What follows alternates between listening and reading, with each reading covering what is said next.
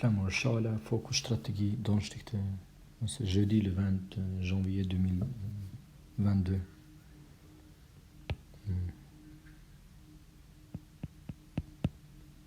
Troisième point,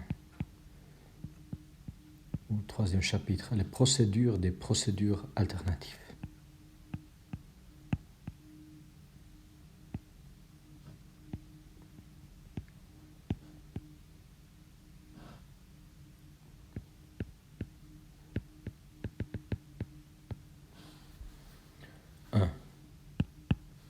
Pouvez-vous détailler les différentes procédures alternatives applicables en matière administrative dans votre pays? Comment les parties choisissent-elles parmi les différentes procédures alternatives disponibles? En droit public, on considère que la négociation, la conciliation, la médiation et le recours à l'ombudsman sont les principales formes de règlement alternatif de conflits. La médiation est usuellement définie comme un processus dans lequel un tiers, le médiateur, se joint aux parties et à leurs avocats afin d'aider les premières à communiquer et à négocier effectivement une solution volontaire à leur conflit. La médiation administrative a cependant ceci de particulier qu'elle consiste en un moyen de résoudre un conflit entre un ou plusieurs usagers, entre guillemets, entre parenthèses S, parenthèse fermée, et une collectivité publique. Dans ce contexte, elle n'a pas pour but de substituer à l'action souveraine de l'État qui impose sa volonté par des décisions administratives. La médiation administrative s'inscrit au contraire dans le processus de décision. Contrairement à la médiation, la conciliation est menée non par un tiers, mais par l'autorité, en parenthèse administrative ou judiciaire, parenthèse fermée, qui a le pouvoir de proposer des solutions aux parties et parfois, en cas d'échec de la conciliation, de rendre une décision. L'ombudsman est un surveillant de l'administration, intervenant sur demande de l'administré ou de son propre mouvement. Il exerce, en plus de son rôle de surveillance, la mission générale de faciliter le dialogue entre l'administration et les administrés.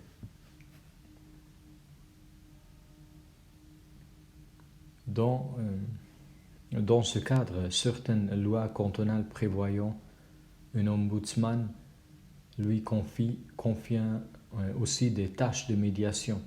Dans ce cas, si la médiation n'aboutit pas, l'ombudsman peut formuler des conclusions ou des recommandations sur l'affaire.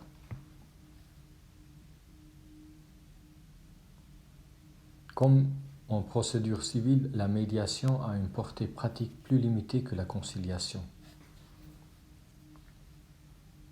En principe, les parties optent pour la conciliation lorsque le litige constitue un cas ordinaire, un normalfall, dont la solution requiert la simple application, par l'autorité de la jurisprudence administrative. En revanche, les parties préfèrent recourir à la médiation lorsque le cas présente des spécificités individuelles et des intérêts particuliers. Dans ce cas, un déroulement adapté de la procédure, l'individualisation du conflit, la flexibilité, l'absence de formalité et des connaissances spécifiques sont autant de facteurs qui favorisent la recherche d'une solution satisfaisante au conflit. Avec le recours à la médiation, les parties cherchent également à se distancer de l'administration publique, afin de trouver un terrain neutre et confidentiel, où peuvent être pris en compte non seulement les enjeux juridiques, mais également psychologiques et sociologiques. Quant au recours à l'ombudsman, il n'est possible que s'il est prévu par la loi. La Confédération n'a pas de médiateur institutionnel.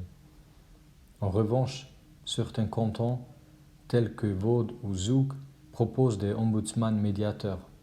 Dans ce cas, les tâches de l'ombudsman sont proches de ceux du médiateur en ce qu'il pratique généralement la médiation des conflits entre les administrés et l'administration. Nous renvoyons donc aux considérations concernant la médiation.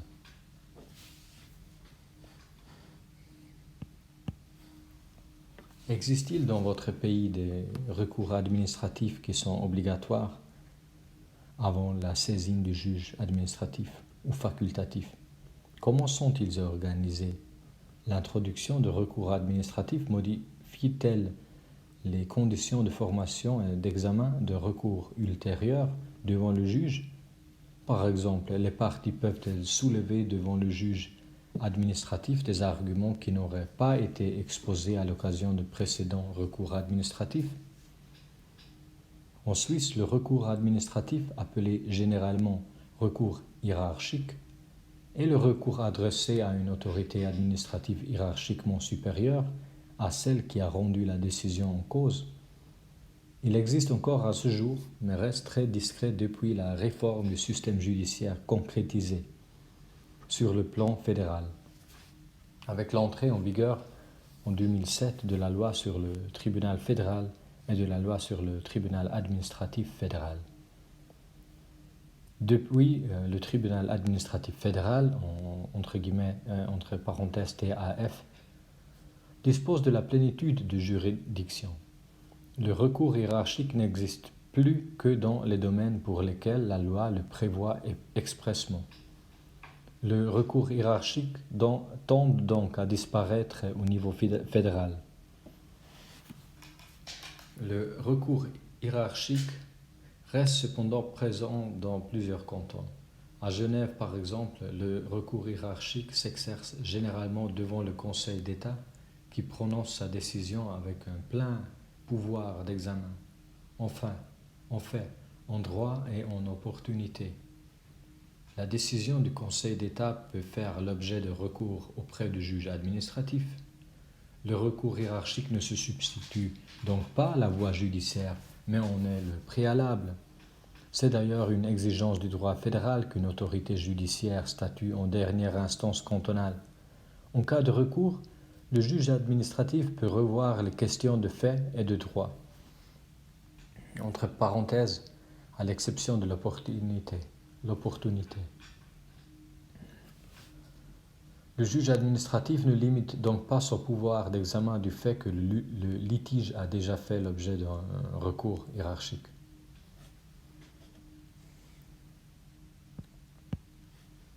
Trois.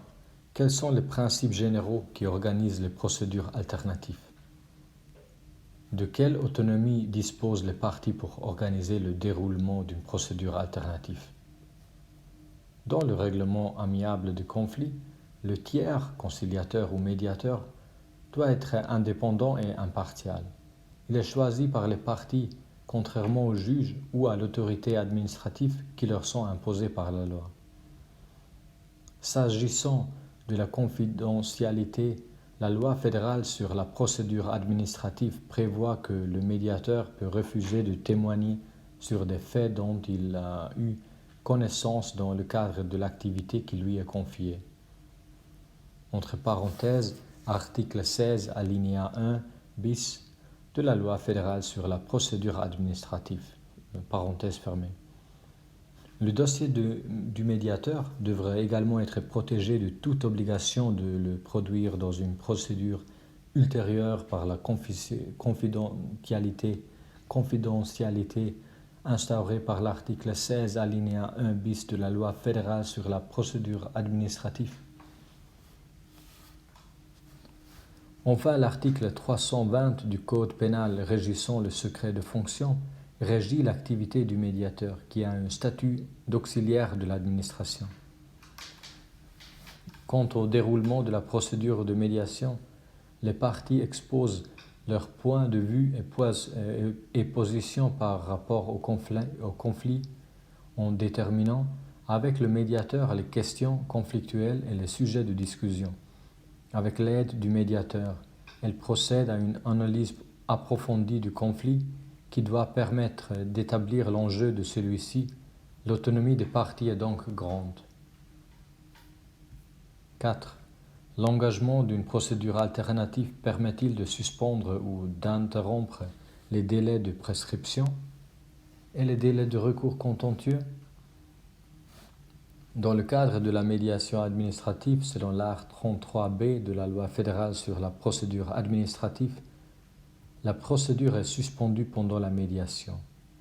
Entre parenthèses, article 33B, alinéa 1 de la loi fédérale sur la procédure administrative. Parenthèse fermée. Chaque partie peut en tout temps demander la reprise de la procédure. Entre parenthèses, article 33B, alinéa 6 de la loi fédérale sur la procédure administrative, parenthèse fermée.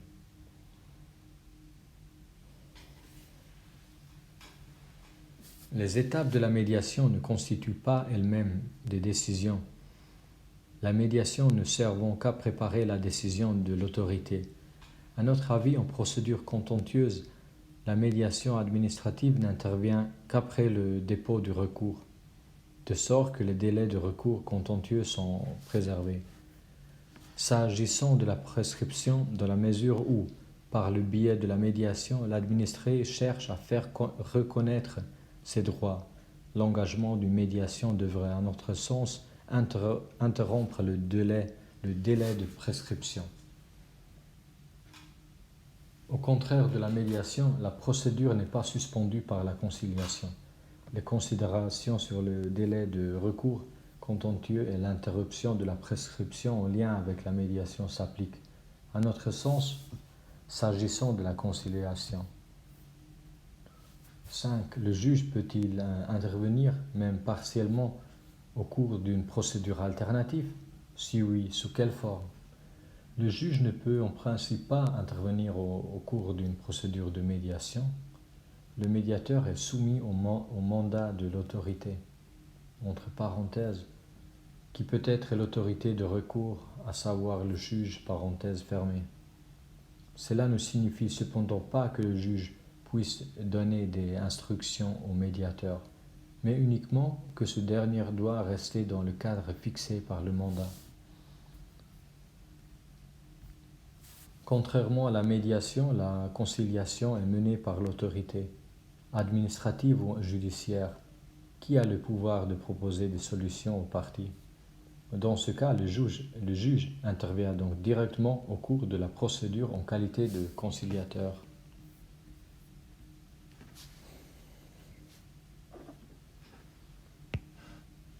Après, je continue avec le 4e chapitre ou le 4e point, l'efficacité des procédures alternatives.